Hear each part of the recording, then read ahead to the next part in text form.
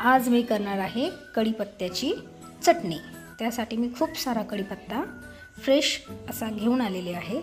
आता मी तो स्वच्छ धुवून घेते आणि दाखवल्याप्रमाणे एका कपड्यावर तो निथरत ठेवते। तो पूर्णपणे निथळून झाल्यानंतर त्याचे आपण पानं काढून घेऊया। आता कढई गरम करून झाल्यावर त्यामध्ये आपण कढीपत्ता चांगला फ्राय करून घेऊया। कढीपत्ता चांगला फ्राय करताना आपल्याला गॅस बारीक ठेवूनच आपण फ्राय करून घेणार आहोत। मस्तपैकी फ्राय होत आहे, कुरकुरीत असा झालेला आहे। आता आपण गॅस बंद करून तो गार करायला प्लेटीत काढून घेऊया। त्याच कढईत 1 वाटी तीळ, तीही आपण चांगली भाजून घेऊया। त्यातच थोडेसे जिरे, तेही आपण चांगले भाजून घेऊया। भाजून झाले आहे। आता आपण हे एका मिक्सरच्या जारमध्ये काढून थोडासा कढीपत्ता आणि थोडेसे लसूण टाकून आपण हे बारीक पेस्ट तयार करून घेऊया।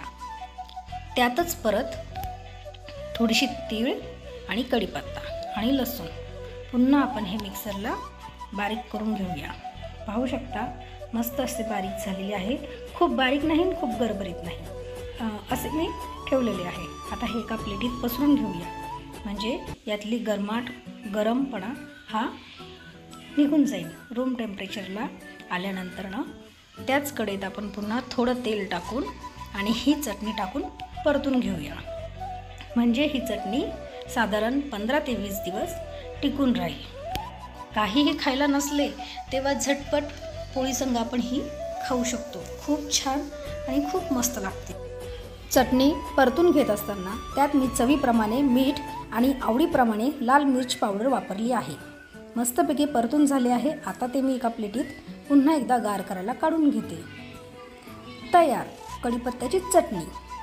कढीपत्त्याची चटणी घेऊन त्यात थोडेसे तेल टाकून आपण ही पोळीसंग खाऊ शकतो। तुम्ही नक्की खाऊन पहा, खूप छान लागते आणि करून बघा, मला कमेंट करा।